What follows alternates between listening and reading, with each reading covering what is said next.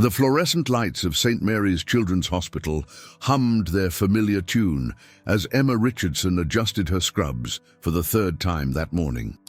At 26, she had been working as a pediatric nurse for 4 years, but some days still felt like her first. Today was one of those days. The Nashville autumn had painted the trees outside in brilliant oranges and reds, a stark contrast to the sterile white walls that had become her second home. "Emma, room 314 is asking for you again," called Janet Wilson from behind the nurse's station. Janet, a veteran of 30 years in pediatric care, had taken Emma under her wing when she first started. Her graying hair was always perfectly pinned back, and her eyes held the kind of wisdom that only came from years of watching children fight battles no child should ever face. Emma nodded, grabbing Tommy Henderson's chart from the counter. 9-year-old Tommy had been admitted 3 weeks ago when his parents, Rebecca and David Henderson, noticed unusual bruising and fatigue.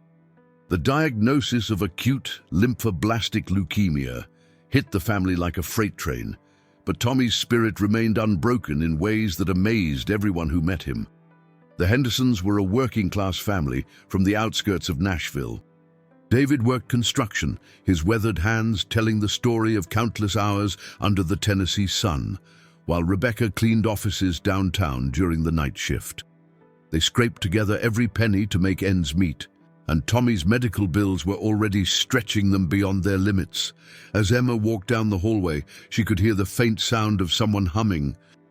The melody was familiar, a classic country tune that seemed to float through the air like a gentle breeze. Following the sound, she realized it was coming from Tommy's room. "Hey there, superstar," Emma said softly as she entered room 314. Tommy was sitting up in bed, his thin frame dwarfed by the hospital gown, but his eyes sparkled with the kind of mischief that chemotherapy couldn't touch. His light brown hair had started to thin, but he wore a Nashville Predators baseball cap that his uncle had brought him, tilted at just the right angle to look cool. "Miss Emma!" Tommy's face lit up. "I was just practicing that song my dad taught me. You know, the George Strait one about Texas." Emma smiled, checking his IV line while listening. Tommy had mentioned George Strait multiple times since his admission. Apparently, his grandfather had been a huge fan and passed down that love of traditional country music to the family.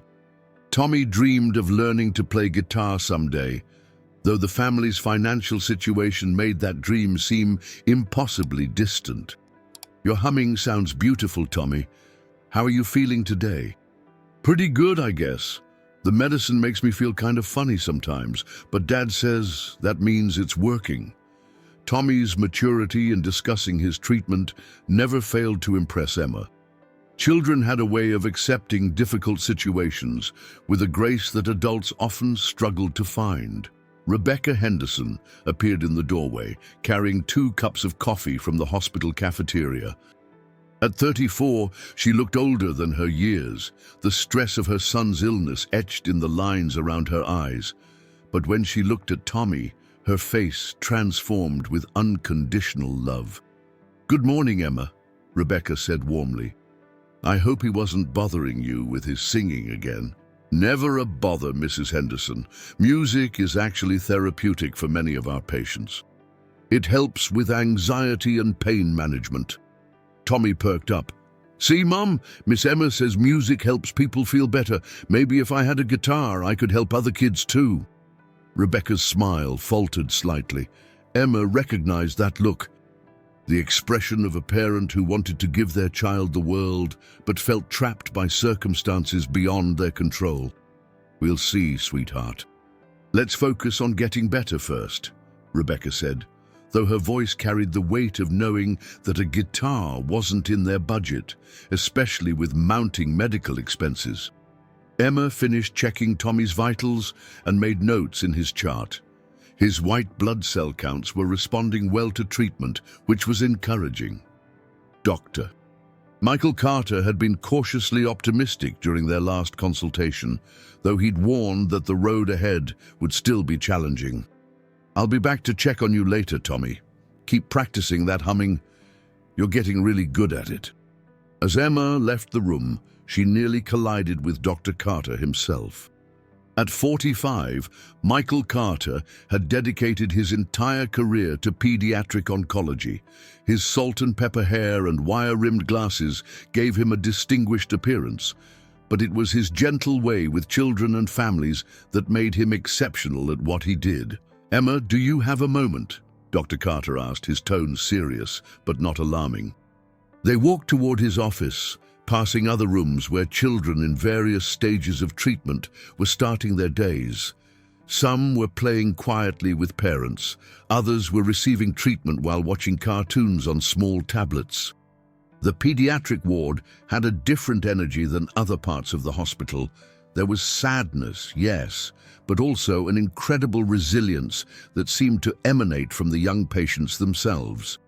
Dr. Carter's office was organized chaos. Medical journals were stacked on every available surface, and his desk was covered with patient files and research papers. Photos of former patients, many of them success stories, lined the walls, serving as daily reminders of why he chose this demanding specialty. "I wanted to talk to you about the Henderson boy," Dr. Carter began, settling into his chair. "His treatment is progressing well, but I'm concerned about the family's emotional state. The financial stress is clearly affecting them, and I can see it's weighing on Tommy too, even though he tries not to show it." Emma nodded. She'd observed the same thing. David Henderson had taken unpaid leave from his construction job to be at the hospital, and Rebecca was trying to balance her night shifts with being present during the day. The strain was visible in their interactions, though they worked hard to maintain optimism around Tommy. "I've noticed it too. Tommy mentioned wanting a guitar several times, but I can tell the family can't afford it right now. Is there anything the hospital's family support program can do?" Dr. Carter leaned back in his chair, considering. "The support program is stretched thin, as always. We help with basic necessities, but instruments aren't typically covered. However," he paused, seeming to weigh his words, "I've been thinking about Tommy's case a lot. There's something special about that kid. His attitude, his strength. It's inspiring other patients too. I've seen him encouraging younger children during their treatments." Emma had witnessed this as well. Despite being one of the younger patients on the ward, Tommy had naturally become a source of comfort for others. His room had become an unofficial gathering spot for families, and his positive energy seemed contagious. "What are you thinking, Dr. Carter?" "I'm not sure yet, but I feel like there should be something more we can do, not just medically, but for his spirit. Music clearly means a lot to him, and if it's having a positive impact on other patients too." Dr. Carter trailed off, lost in thought. Their conversation was interrupted by a commotion in the hallway.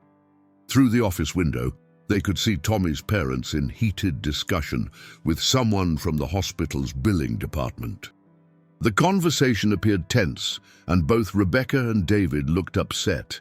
Emma felt her heart sink. She'd seen this scenario too many times. Families already dealing with the emotional trauma of a child's illness being further stressed by financial pressures.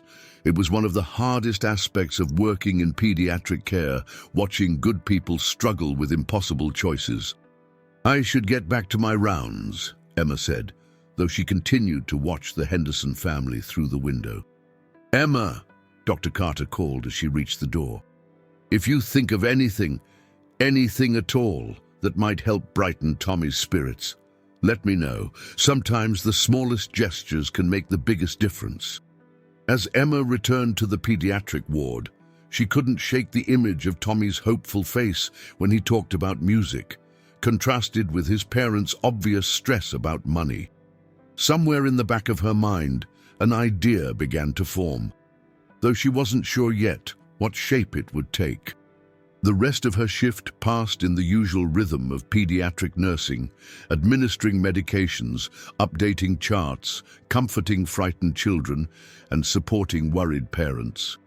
But Tommy's situation stayed with her, and she found herself humming the George Strait melody he'd been practicing earlier. As the afternoon light began to fade over Nashville, Emma realized that sometimes the most powerful medicine couldn't be prescribed or measured in dosages.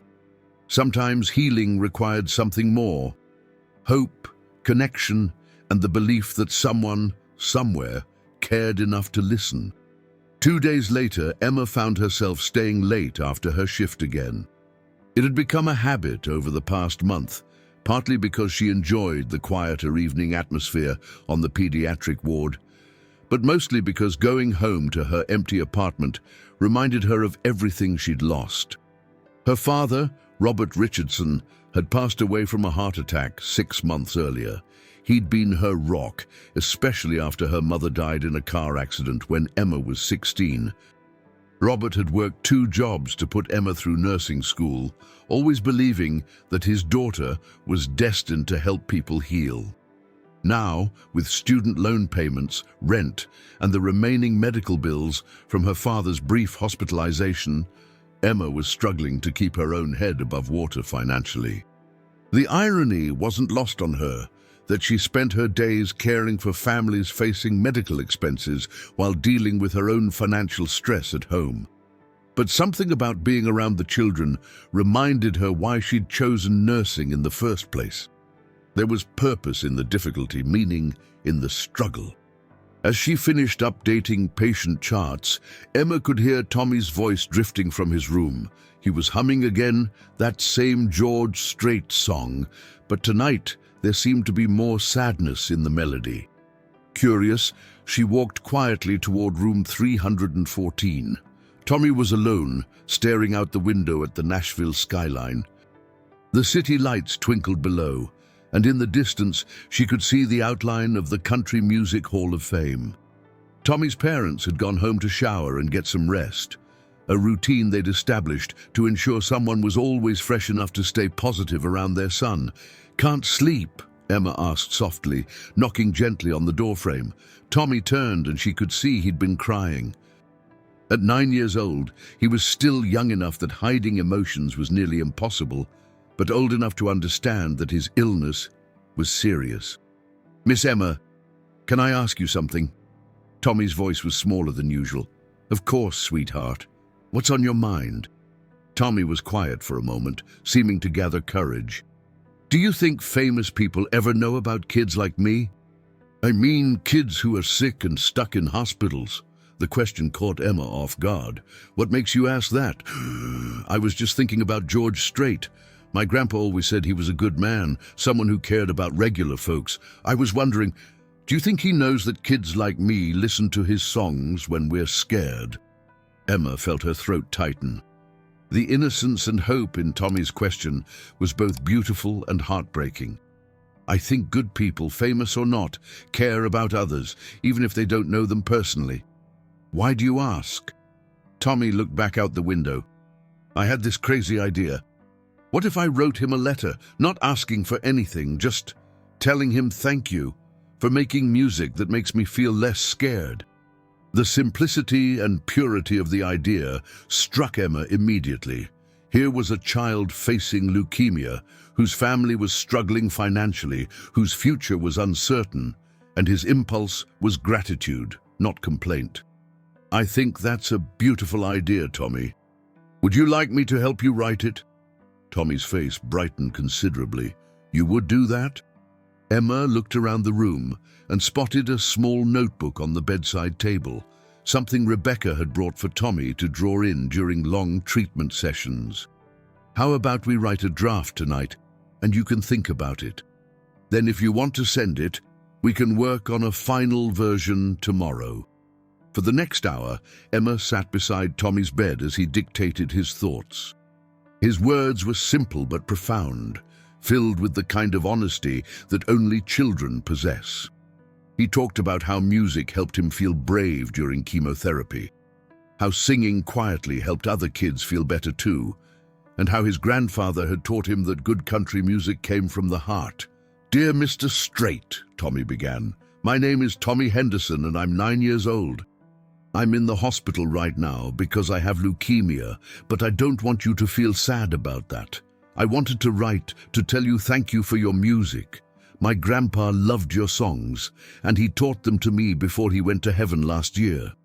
When I'm scared about treatments, or when the medicine makes me feel sick, I hum Amarillo Morning, and it makes me think about wide open spaces and feeling free. I know you probably get lots of letters and are very busy, but I wanted you to know that your music helps kids like me feel less alone. Maybe someday, when I'm better, I'll learn to play guitar and sing your songs for other sick kids.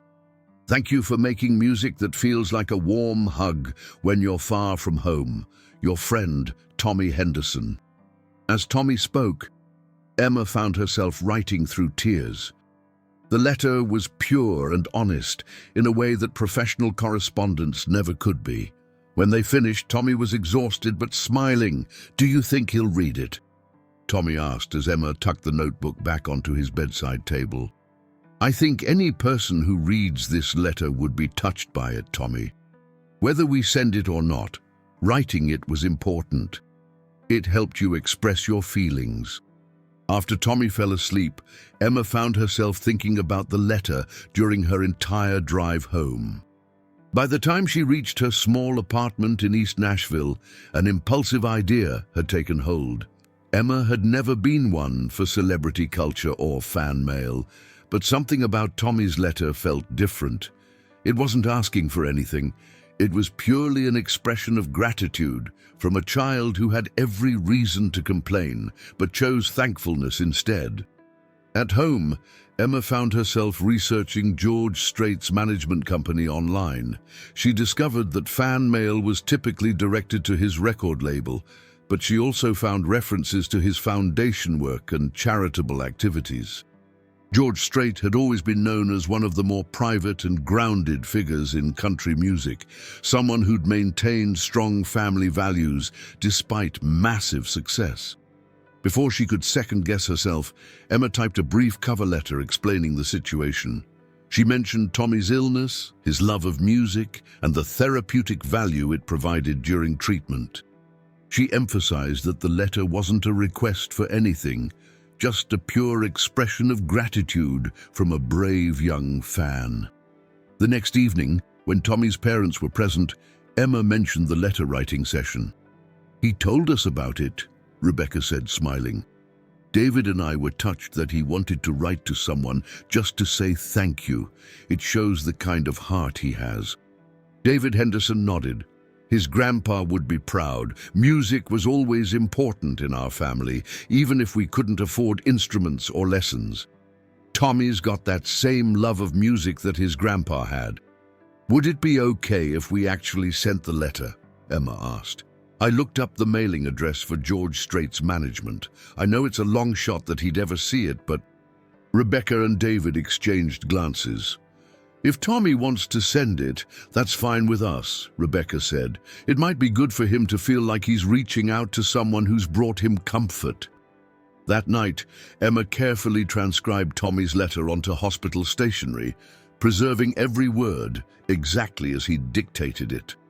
She sealed it in an envelope, along with her brief explanation, and mailed it the next morning, though she told no one except Tommy's parents that she'd actually sent it. The chances of the letter reaching George Strait personally seemed astronomically small. Record labels and management companies received thousands of pieces of fan mail annually, and most were handled by assistants who sent back form letters and promotional materials. But as Emma dropped the letter into the mailbox outside the hospital, she felt like she'd done something important. Even if George Strait never saw it, the act of sending Tommy's heartfelt words into the world felt meaningful. She had no way of knowing that sometimes, when letters are written with pure intentions by children facing extraordinary circumstances, they find their way to exactly where they need to go. 3 weeks had passed since Emma mailed Tommy's letter, and life on the pediatric ward had settled into its familiar rhythm. Tommy's treatment was progressing well. His latest blood work showed continued improvement, though Dr. Carter reminded everyone that leukemia treatment was a marathon, not a sprint. Emma had been picking up extra shifts to help with her own financial struggles, which meant she was at the hospital almost daily. The Henderson family had become like family to her, and Tommy's resilience continued to inspire everyone around him. His room had indeed become an unofficial gathering place, where other young patients would stop by to hear his humming or just enjoy his infectious optimism. On a particularly busy Thursday morning, Emma was preparing medications when Janet Wilson approached her with an unusual expression, excitement mixed with disbelief.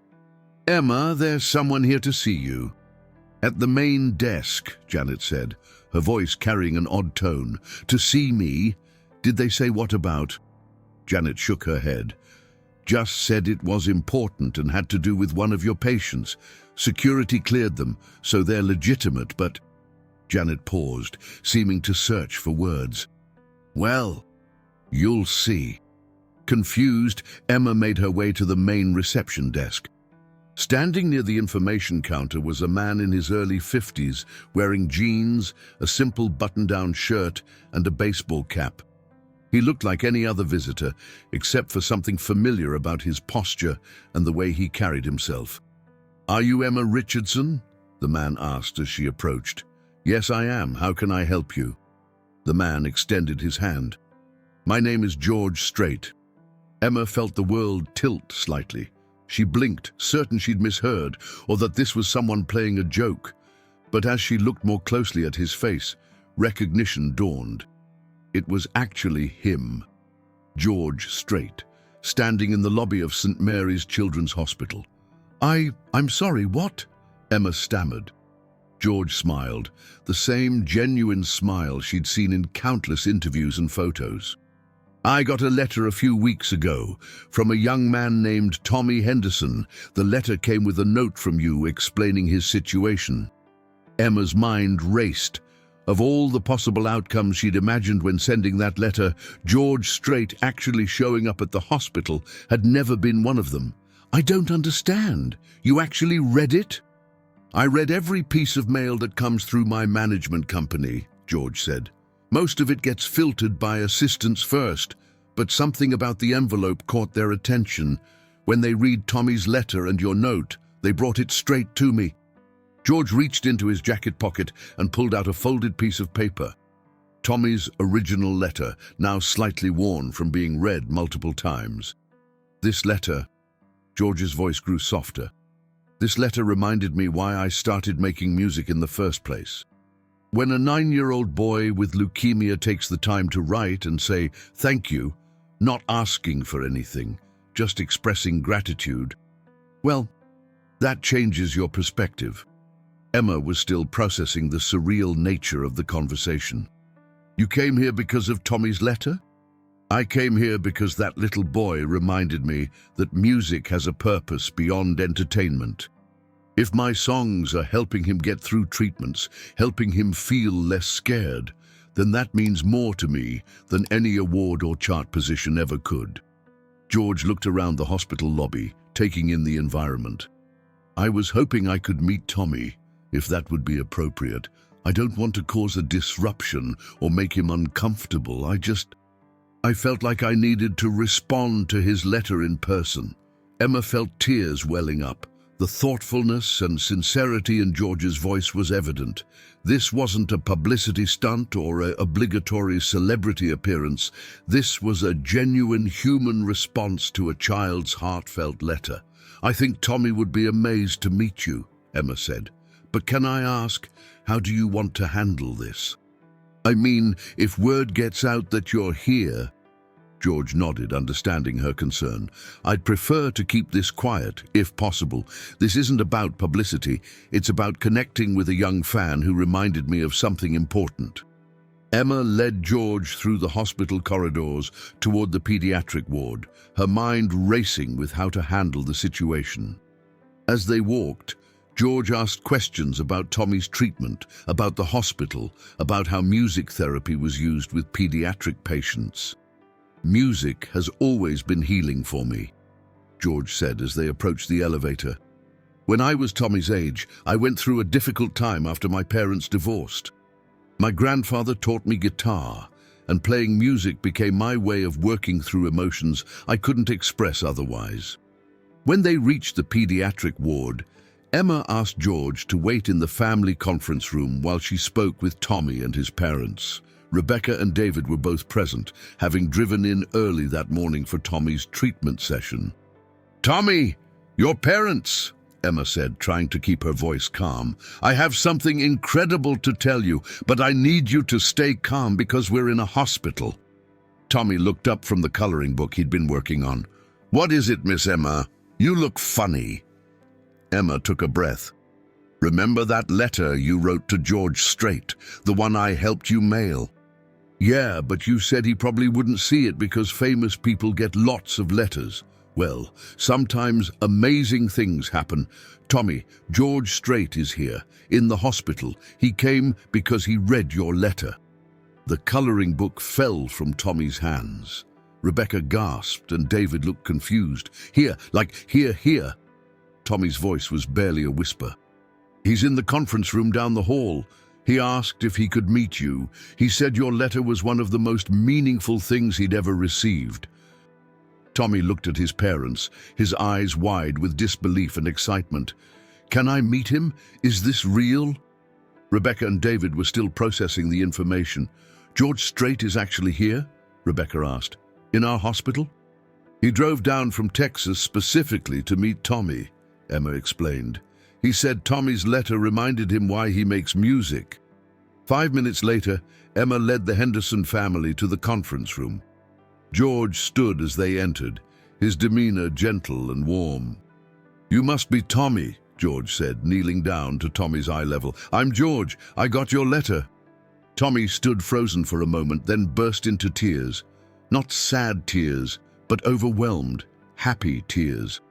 "You're really here," Tommy whispered. "I'm really here," George confirmed.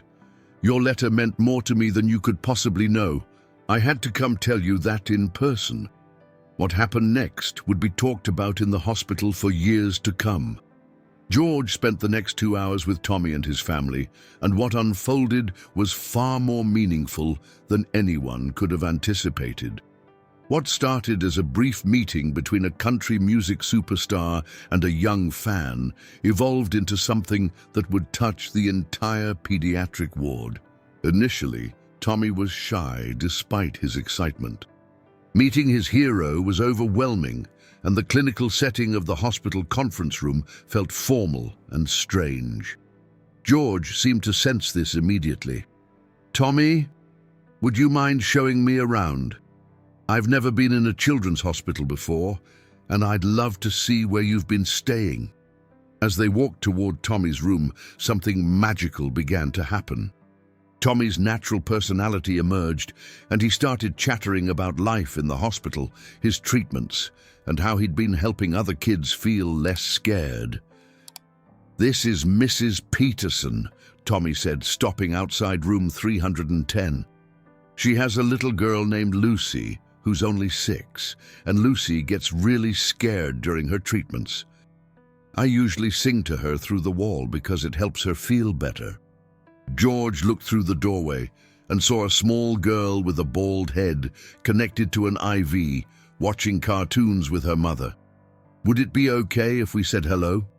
Within minutes, word had quietly spread through the pediatric ward that George Strait was visiting, but instead of creating chaos, something beautiful happened.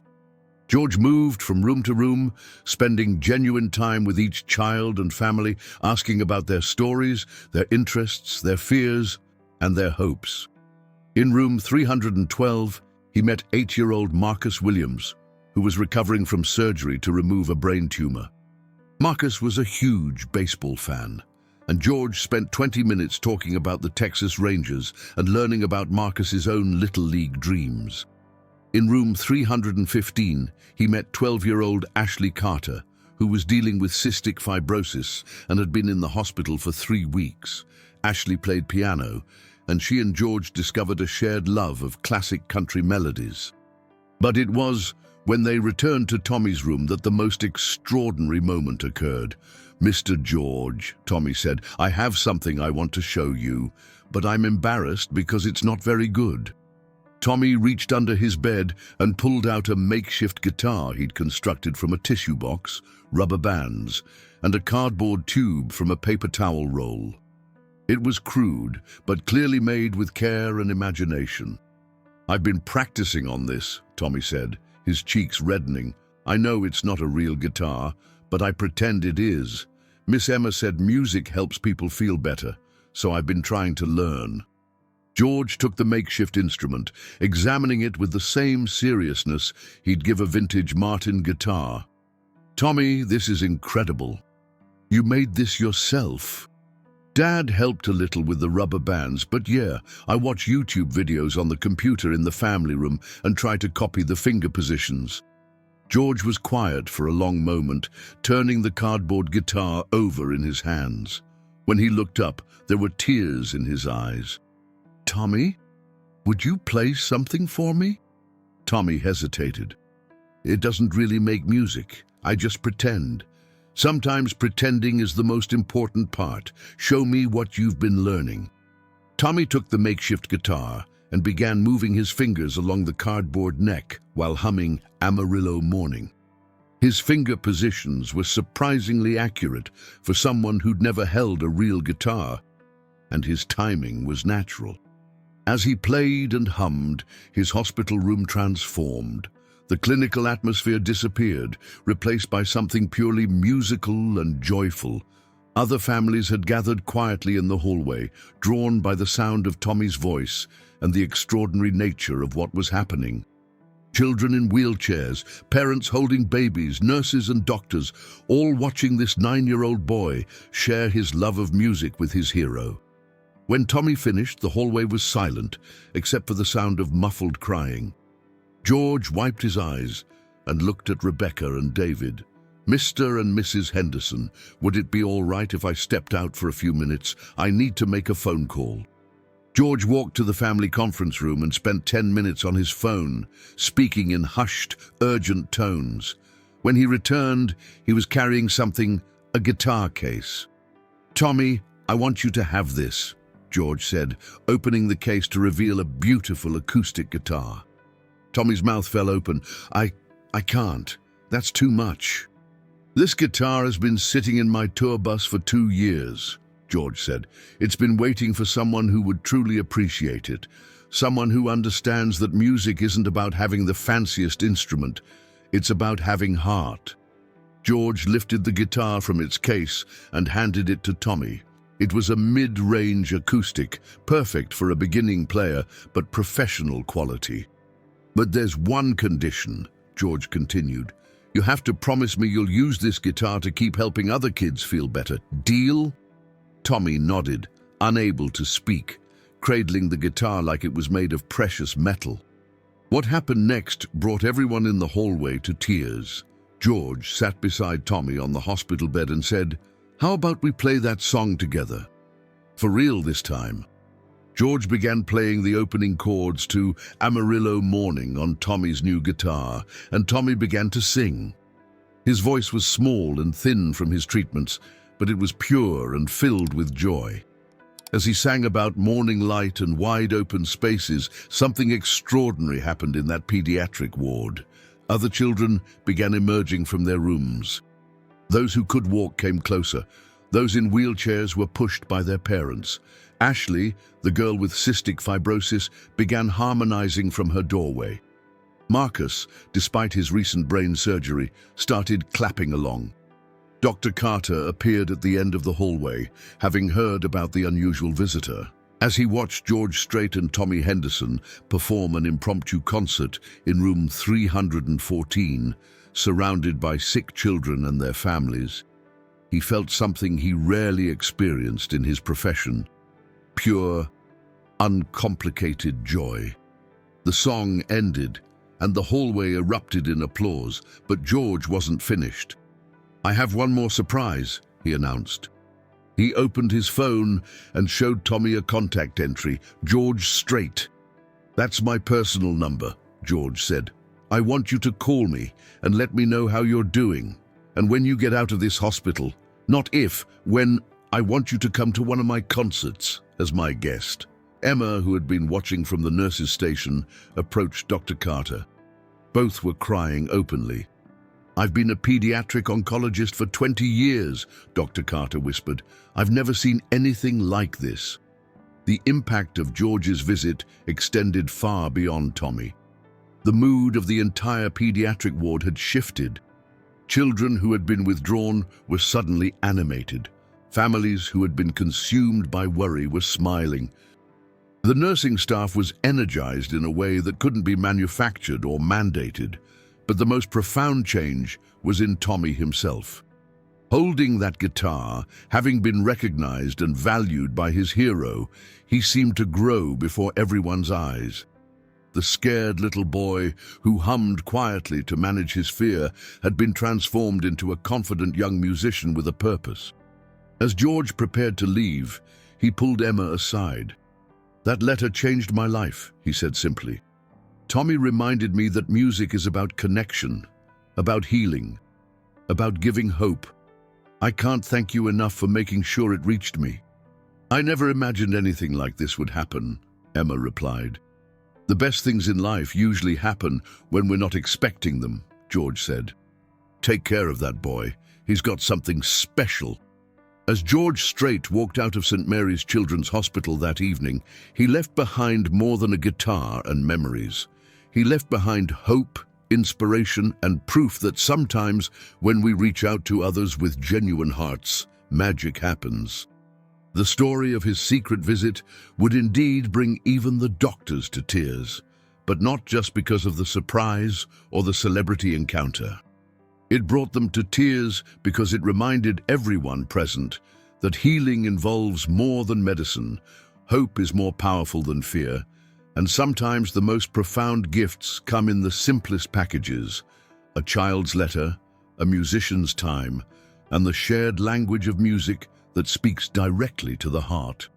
6 months later, the transformation at St. Mary's Children's Hospital was still evident to anyone who walked through the pediatric ward.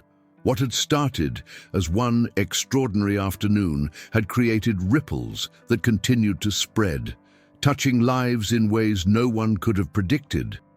Tommy Henderson was in remission. His latest scans showed no signs of cancer, and Dr. Carter was cautiously optimistic about his long-term prognosis.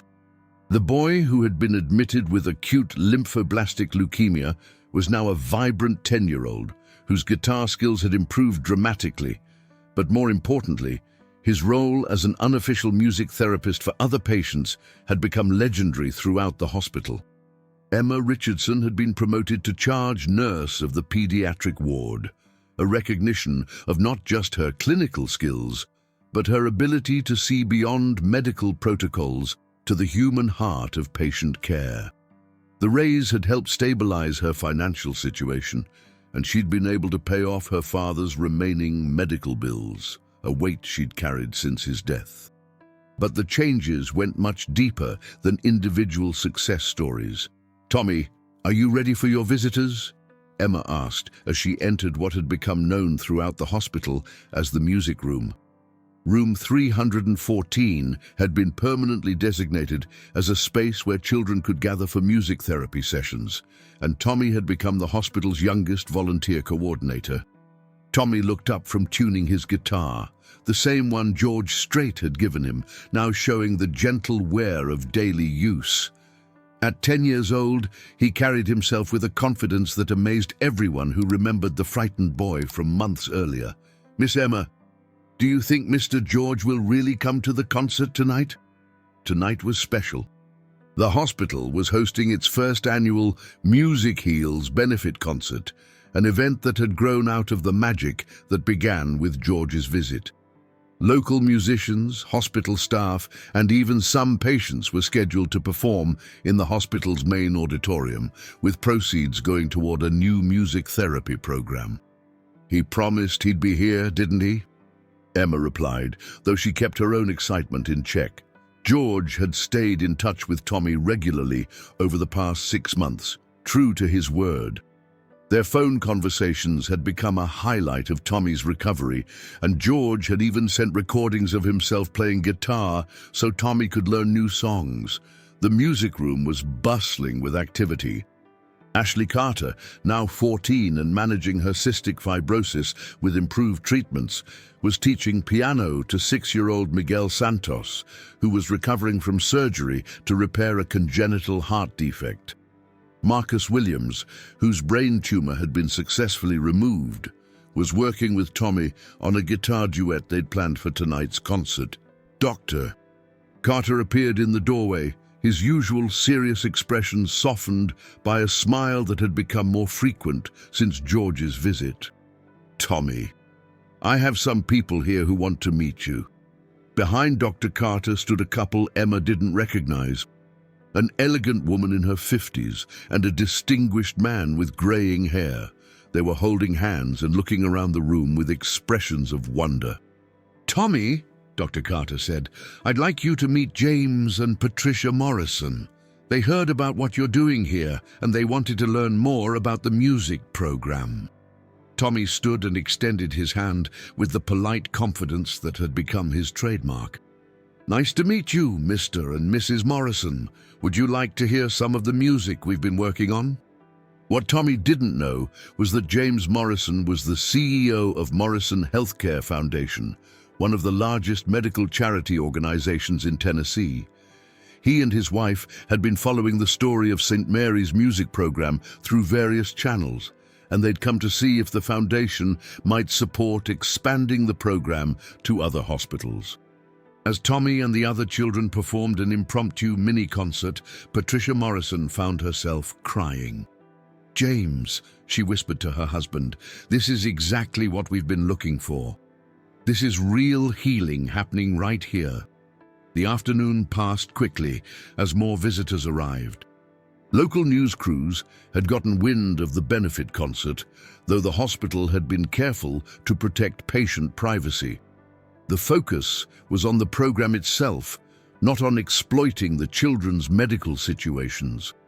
Emma found herself reflecting on how much had changed, not just in the hospital, but in her own life. The letter she'd helped Tommy write had created a cascade of positive changes that none of them could have imagined. But perhaps the most significant change was in how everyone viewed the relationship between healing and hope. Dr. Carter had begun incorporating music therapy recommendations into his treatment plans. The nursing staff had noticed improved patient cooperation and faster emotional recovery among children who participated in the music program. Even the hospital administration had taken notice, with plans to create a dedicated music therapy room and hire a professional music therapist. As evening approached, the hospital's main auditorium began filling with people. Current patients who were well enough to attend sat in the front rows with their families.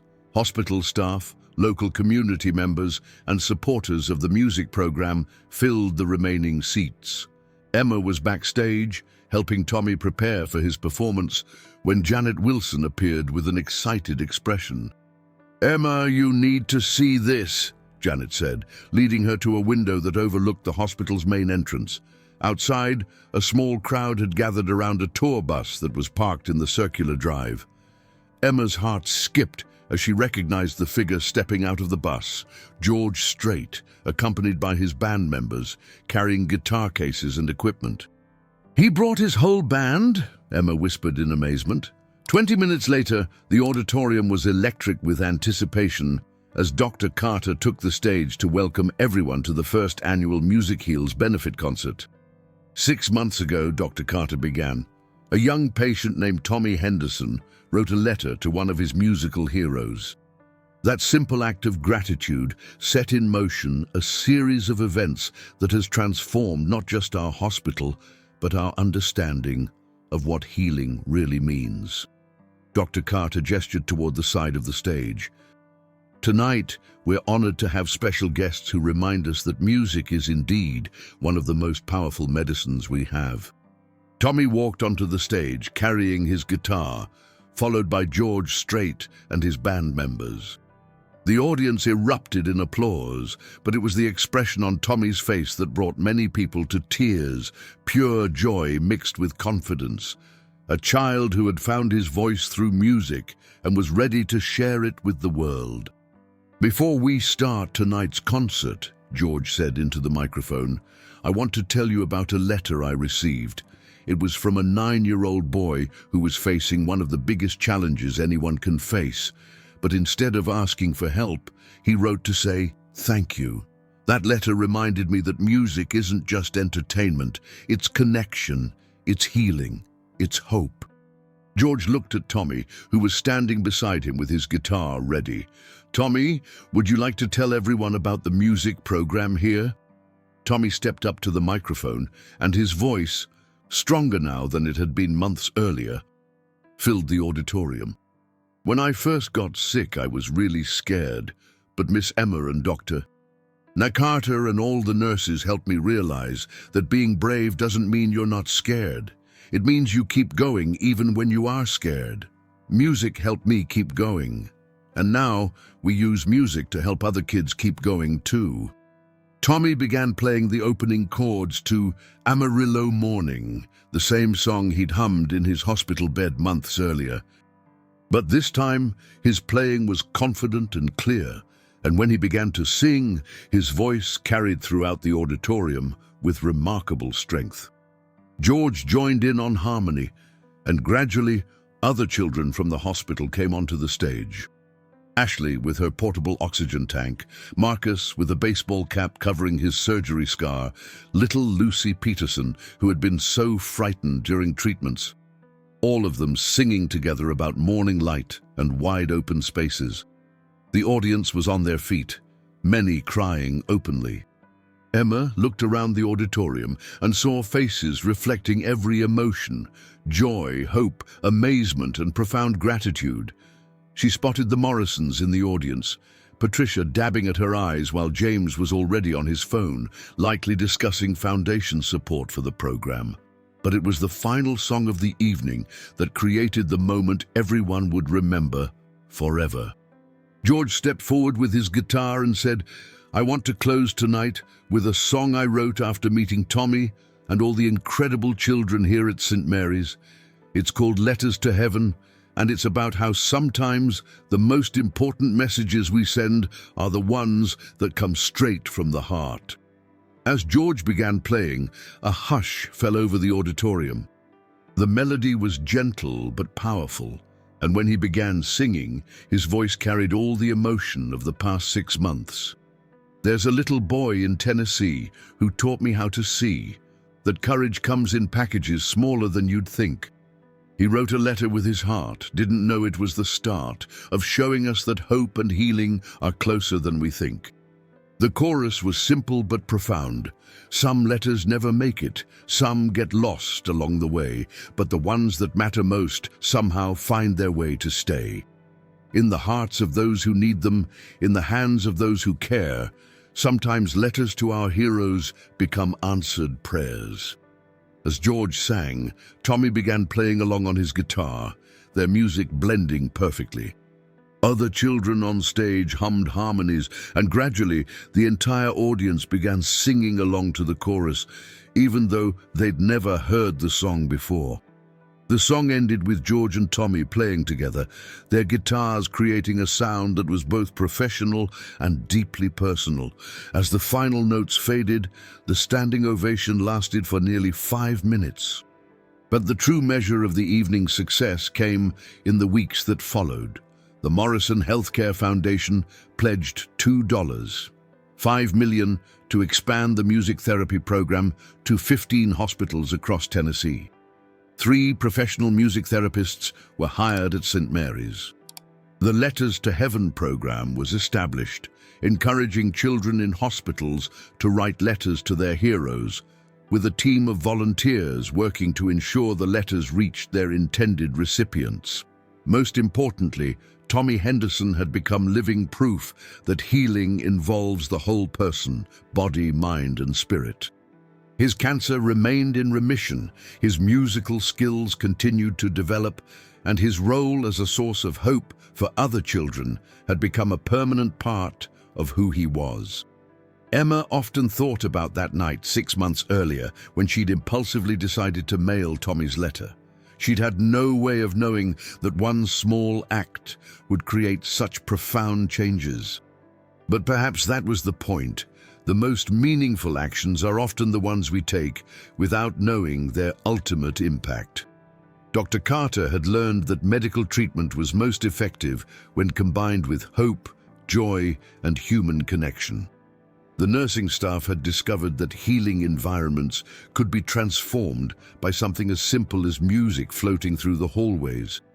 George Strait had been reminded that fame and success were meaningful only when used to lift others up. His secret visit to St. Mary's had become one of the most important performances of his career, even though it happened in a hospital room instead of a concert hall. And Tommy Henderson had learned that surviving something difficult was just the beginning. The real purpose came in using that experience to help others find their own strength. 3 years later, when Tommy was 13 and had been cancer-free for over 2 years, he would receive a letter that would complete the circle in the most beautiful way possible. It was from a 7-year-old girl named Emma Rose Carter, named after both Emma Richardson and Dr. Carter, who was facing her own battle with leukemia. The letter was simple. "Dear Tommy, I heard about you from the nurses here at Children's Hospital of Dallas. I'm scared about my treatments, but they told me you understand what that feels like. Could you maybe write me back and tell me how music helped you feel braver? I like country music too." Tommy would spend hours crafting his response, remembering the fear and uncertainty he'd once felt, but also remembering the hope that had carried him through. He would send not just a letter, but also a CD of songs he'd recorded with other survivors from the St. Mary's music program. And so the ripples continued to spread, one letter at a time, one song at a time, one child helping another find courage in the face of fear. The secret visit that had brought doctors to tears had become something much larger. Proof that when we reach out to others with genuine hearts, when we respond to gratitude with generosity, and when we use our talents to lift others up, we create changes that extend far beyond what we can imagine. Tommy's letter to George Strait had been about saying thank you. But it had become about so much more. It had become about the power of connection, the healing nature of music, and the extraordinary things that happen when people choose hope over fear, action over indifference, and love over isolation. In the end, the story wasn't just about a famous musician visiting a sick child. It was about how one boy's gratitude created a wave of compassion that transformed an entire community's approach to healing, proving that sometimes the smallest voices carry the most powerful messages, and sometimes the greatest gifts come in the form of a simple letter written from the heart.